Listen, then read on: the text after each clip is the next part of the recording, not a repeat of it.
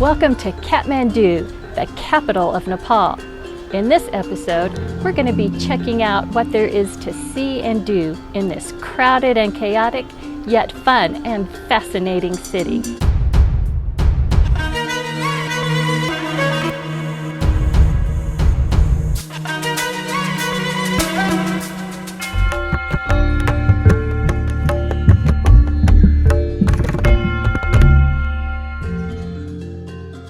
In my first video in Kathmandu, before traveling to Pokhara, I gave my first impressions of the city. In this video, I will be showing you some of the city's absolute must-visit sites. And this morning, I'm starting out at Kathmandu's famous Big Buddha Stupa. Located about 4 miles from the center of Kathmandu is the massive mandala of the Boudhanath Stupa. It is one of the largest spherical stupas in the world and a UNESCO World Heritage Site. Dating back to the 5th century, this magnificent stupa was on the ancient trade route coming from Tibet. Tibetan merchants rested and offered prayers here for many centuries. It is also said that the remains of Kassapa Buddha, the 27th of 29 named Buddhas, are enshrined here. The Tamang, an ethnically Tibetan group in Nepal, have been living around Boudhanath for many centuries and still own land surrounding the stupa. You can get a really great view of the stupa from up here on top of the Tamang Gampa Monastery. The roof of the monastery is covered with the glow of butter candles, and the aroma of incense swirls through the air. You can join the pilgrims that each morning and evening circumambulate the stupa to show devotion, pay tribute, and accumulate merit. The stupa is surrounded by a square of monasteries, shops, restaurants, and coffee bars. Many of the cafes have rooftop seating areas where you can relax and enjoy one of the most unique views anywhere. How's this for a coffee shop with a view?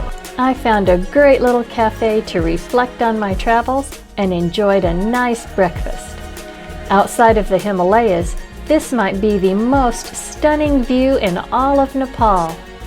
The 2015 earthquake badly damaged the stupa, severely cracking the spire. The whole structure above the dome and the religious relics it contained had to be removed. Reconstruction, funded by private donations, cost over $2 million. The Boudhanath Temple is one of the most visited sites in all of Nepal. The place had the most serene atmosphere. Thought I'd only be at the Boudhanath maybe an hour or so, but I ended up spending almost the whole day.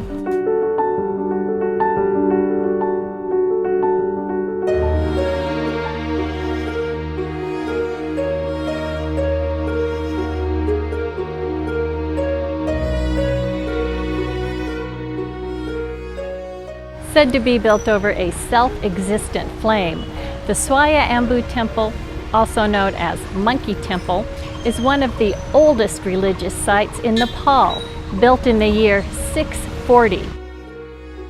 Although Swayambhu is considered a Buddhist temple, it is revered by both Buddhists and Hindus, and the monkeys here are considered holy and are fed and given free run of the complex. At the top of these 365 steps is the beautiful white stupa, whose base is supposed to represent the entire world. The temple complex offers wonderful views of the city from this lush green oasis. Plan on spending at least a couple of hours here.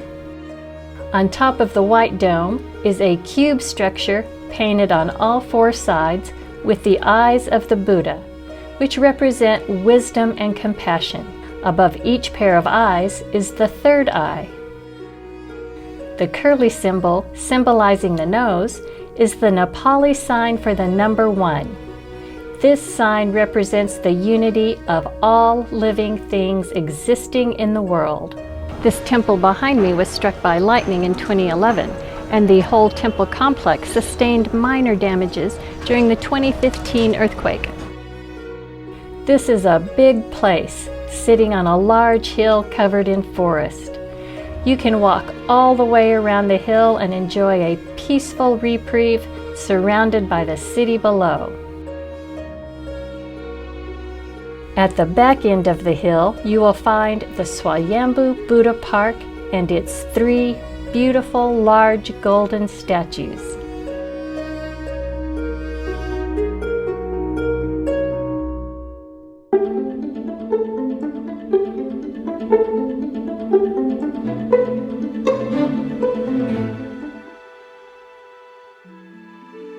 There are several Durbar Squares, or palace squares, here in the Kathmandu Valley. Today I'm going to be showing you around a few of them, starting here in the stunning Bhaktapur Durbar Square.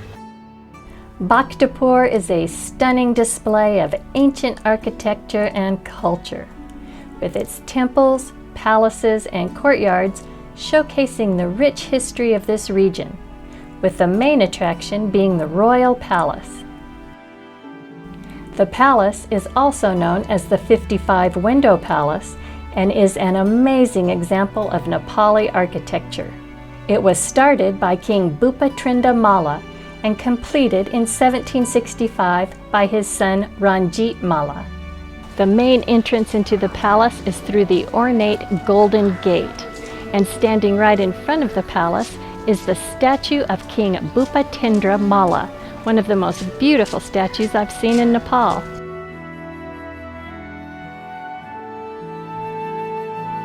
One of the most visually striking spots in Bhaktapur is the Vatsala Devi Temple, famous for its large silver bell. This huge bell was installed in 1737 and is still rung every morning. After standing for over 300 years, this temple was completely destroyed in the 2015 earthquake. Its reconstruction was just completed in 2021. The Nyatapola Temple represents perfect artistic beauty and is the highest pagoda temple in Nepal.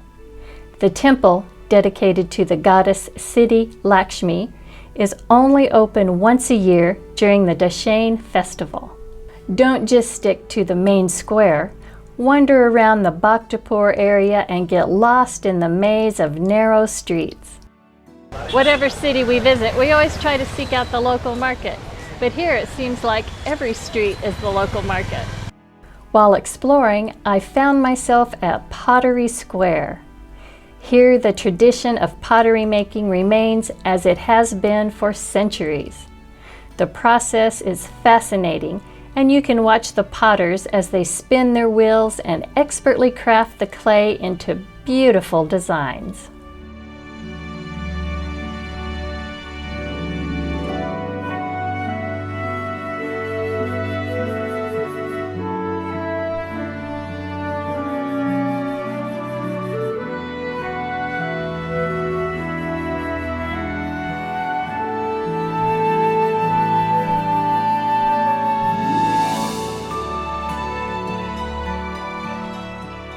Located about 7 miles from the center of Kathmandu, I took a taxi over here to the Bhaktapur Durbar Square. For foreigners, it cost 1,800 rupees, or about $15 to enter the square.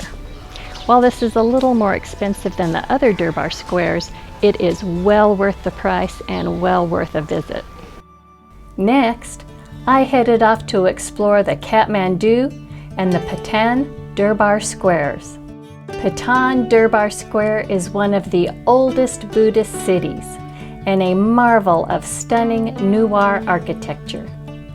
While the complete history of Patan is unknown and many of the Malla kings made changes, most of the buildings still standing date back to the 1600s. The most striking building at Patan is the Krishna Mandir, which stands in sharp contrast to the brick buildings that surround it.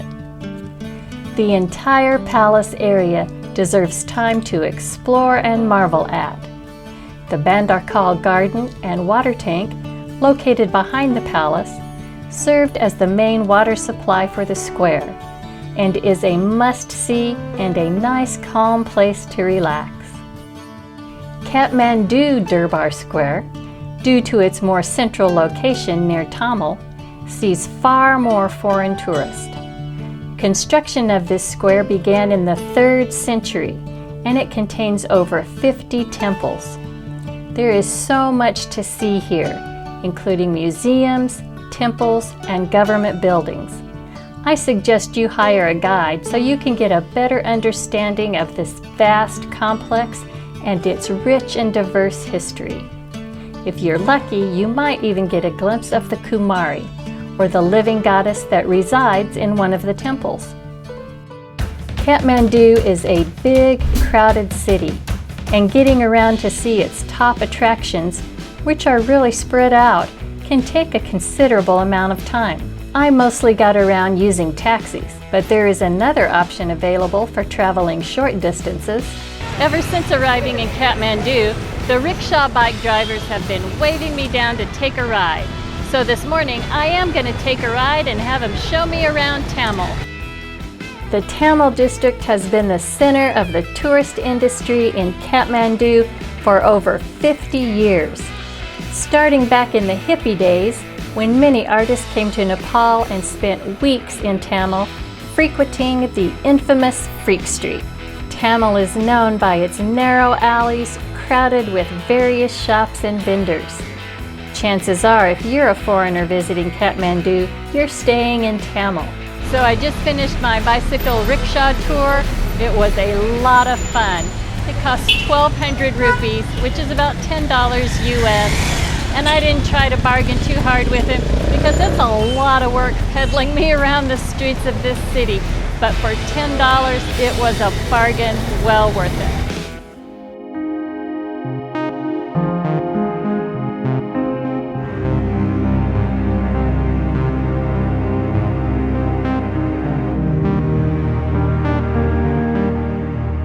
Designated a World Heritage Site in 1979, the Pashupatinath Temple is one of the oldest and largest Hindu temples in the world. This temple is dedicated to Shiva. Covering over 600 acres, it is part of this sprawling complex of temples, ashrams, and images raised over the centuries here along the banks of the sacred Bhagmati River. The main temple is only open to followers of Hinduism, but all the other buildings in the complex are open to foreign visitors. I paid 1,000 rupees to enter the complex, which is about $7.50 US. This is one of 7 holy areas found here in the Kathmandu Valley and contains over 500 temples. Archaeological evidence points to the temple being constructed in the 400s, with renovations taking place in the 1100s and again in the 1600s. This has been and remains an active holy site for many centuries. This temple attracts hundreds of elderly followers of Hinduism every year. They arrive here to find shelter for the last few weeks of their lives, meet death, and be cremated here on the banks of the river. Their ashes will travel their last journey in the waters of the sacred Bhagmati, which later meets the holy river Ganga, or the Ganges. Hindus from every corner of Nepal and India come here to die. During a visit here, you will see cremations taking place. From a Western point of view, this can be a bit of an overwhelming experience. But death is looked at differently here, and the ceremonies taking place at the Pashupatinath Temple are seen as part of a much larger journey. Before coming to the Pashupatinath Temple complex, I had read up on it and knew that it is one of the most sacred Hindu temples in the world. Between 50 and 60 cremations a day take place, with 7 going on while I was there. It is a very public thing, done with a bonfire out in the open air. I found it fascinating and sobering at the same time. Many tours just make a quick stop in Kathmandu before heading on to Pokhara, but this is a fascinating and exotic city. By taking the time to explore Kathmandu, you will be rewarded with a much better understanding of Nepal and its fascinating culture. If you enjoyed this video, please hit the like button, comment, and subscribe because there is so much more to come.